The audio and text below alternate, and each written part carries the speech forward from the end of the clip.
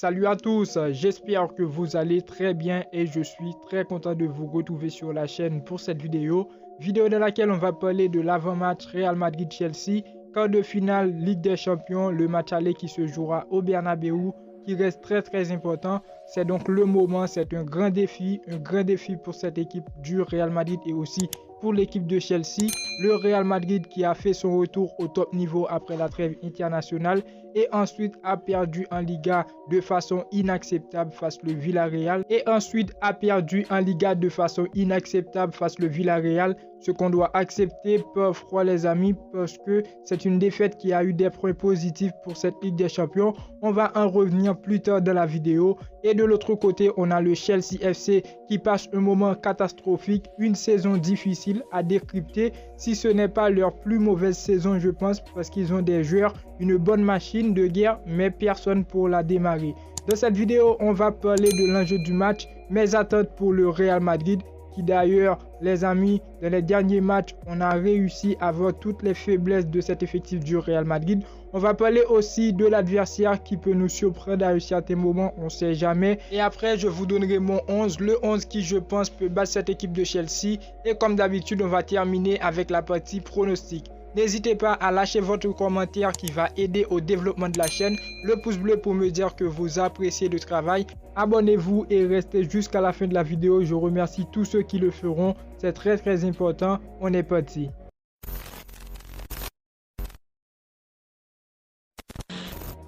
Le Real Madrid reçoit le Chelsea FC ce mercredi à 21 h pour le match aller de quart de finale de Ligue des Champions. On commence avec l'enjeu du match. Le Real doit gagner ce match pour s'assurer le match retour et espérer qualifier pour les demi-finales. Aujourd'hui, c'est dur pour le Real Madrid. On connaît tous cette équipe du Real qui est très bon au remontada, qui sait faire les remontadas, mais le plus facile, ce sont des remontadas à domicile. Le match retour, je pense, sera très difficile pour nous parce qu'on va devoir déplacer pour aller le faire chez le Chelsea, vu que le match aller sera chez nous et cette année, aucun match retour sera au Bernabéu. Imaginons tout simplement le Real Madrid perd ce match à domicile.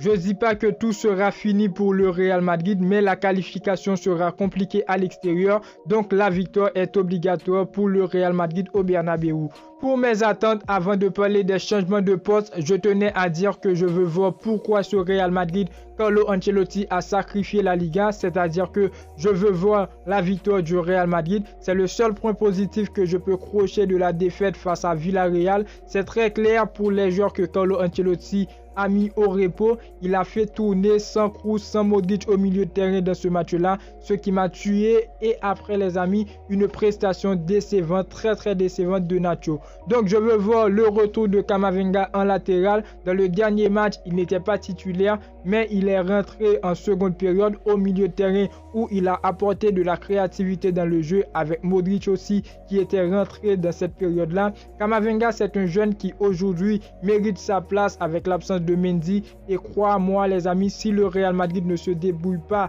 l'été prochain pour trouver des latéraux, on sera un jour le Camavinga dépendant. Je veux le voir en tant que latéral dans ce match-là, pas en tant que milieu de terrain, parce que je sais que Camavinga pourra défendre et apporter le soutien nécessaire à Vinicius. Carvajal de retour en tant que titulaire, c'est pas ce qu'on veut vraiment, parce que demander la titularisation de Carvajal aujourd'hui, ce n'est pas parce qu'il est au top niveau, mais parce qu'il est le meilleur dans son poste au Real. Je pense qu'il pourra aider, pourra tenir face à cette équipe de Chelsea et aider aussi dans la création, dans la construction du jeu du Real Madrid.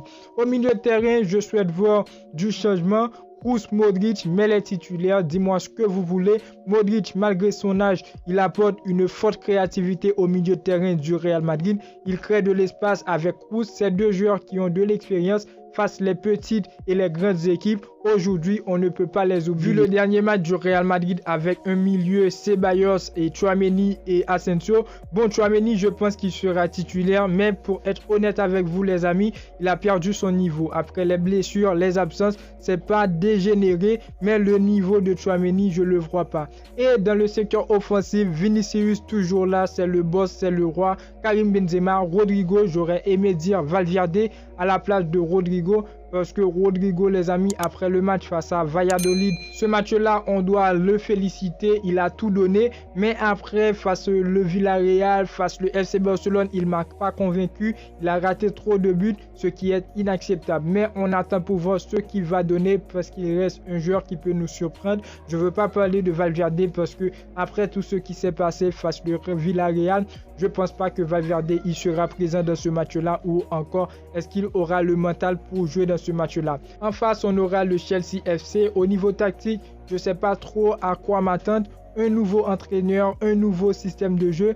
Bien que Lampard était déjà au club avant le coach qui a été limogé, il n'a pas réussi son premier match depuis son retour. Défaite 1-0 face à Wolves, c'est quand même fautif. Chelsea, les amis, je vous le dis direct, c'est une équipe que le Real Madrid est supposé de taper de façon amicalement. Alors, ils ont des joueurs, oui, mais je pense aujourd'hui qu'ils ont viré Potter non seulement pour ses mauvaises prestations en Premier League, mais aussi pour trouver un Thomas Tuchel pour nous faire mal comme il l'avait fait, les amis. Lorsqu'il était champion, il nous a éliminés en quart de finale. Il a pris l'équipe en mi-saison, il nous a éliminés en quart de finale. Je ne vais pas dire que l'histoire peut se répéter. Lampard n'a pas le temps de mettre rien sur place. C'est un match que je vois à l'avantage du Real Madrid. En plus, au Bernabéu, Ligue des Champions, c'est un défi à relever. Je veux voir la victoire du Real Madrid et on va chercher cette victoire. Je vais vous donner mon 11. N'hésitez pas à donner le vôtre dans les commentaires et aussi à me dire qu'est-ce que vous pensez de mon 11.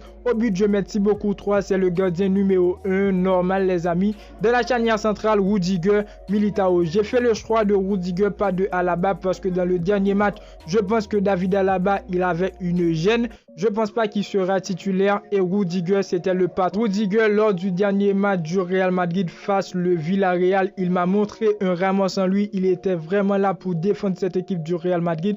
Pour moi, lors des premières périodes, il a été très bon. Je pense que Rudiger, accompagné du maître, du professeur Militao, il sera capable de tenir cette défense. En latéral, je mets Cavaral pour son retour. Je pense que Cavaral, il va jouer un très grand match. Ce serait Ligue des Champions face à Chelsea.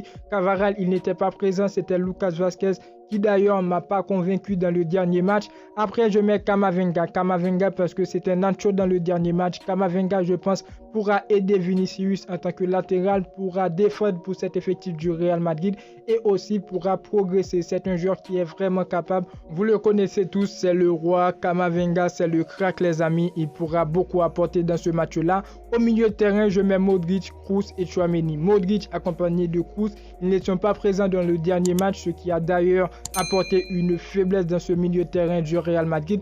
Et je le dis très souvent sur cette chaîne-là, quand c'est l'effectif du Real Madrid, le milieu de terrain est OK. Le Real Madrid est OK, les amis. On ne va pas parler seulement de Karim Benzema, seulement de Vinicius. Lorsque Modric et Kroos est là, ils jouent au football. Il y a de la créativité dans leur jeu. Le milieu de terrain est OK. Le Real Madrid est OK. Donc, dans le milieu de terrain, j'ai décidé de mettre Modric, Kroos et Tchouaméni. Tchouaméni, pas trop confiant parce qu'il n'est pas à son meilleur niveau. J'espère qu'il va beaucoup donner dans ce match-là. Et dans le secteur offensif, je mets Vinicius, Benzema, Rodrigo, les joueurs qui, je pense, vont manquer. N'hésitez pas à me dire ce que vous pensez de mon 11, les amis. Pour moi, c'est le 11 probable, le 11 qui peut battre cette équipe de Chelsea à domicile au Bernabéu et Ligue des Champions, ça dit pour le Real Madrid. On va passer à la partie pronostic. N'hésitez pas, les amis, à donner vos pronos dans les commentaires. Moi, je vois ce match terminé sur un score 2-1 pour le Real Madrid parce que quand même, Chelsea, c'est pas une équipe qui sait manquer, qui peut manquer. Ils ont des joueurs pour le faire, mais pas vraiment un tacticien, pas vraiment un entraîneur pour les aider vraiment. Mais je pense que Chelsea, ils vont réussir à marquer un but au Bernabéu. Mais la victoire pour le Real Madrid 2-1. Ce serait un match très serré, un match très compliqué pour le Real Madrid. Le nécessaire, c'est la victoire pour le Real Madrid pour essayer, pour espérer bien sûr de se qualifier pour les demi-finales. N'hésitez pas à me dire ce que vous pensez dans les commentaires, les amis. La vidéo touche à sa fin. N'oubliez pas de vous abonner, d'activer la cloche de notification pour ne pas manquer les suites des vidéos à venir. N'oubliez pas de lâcher votre petit commentaire, les amis. Ça va aider au développement de la chaîne. Le pouce bleu pour me dire que vous appréciez le travail. Et moi, je vous dis à très bientôt pour une toute nouvelle vidéo. Ciao, ciao.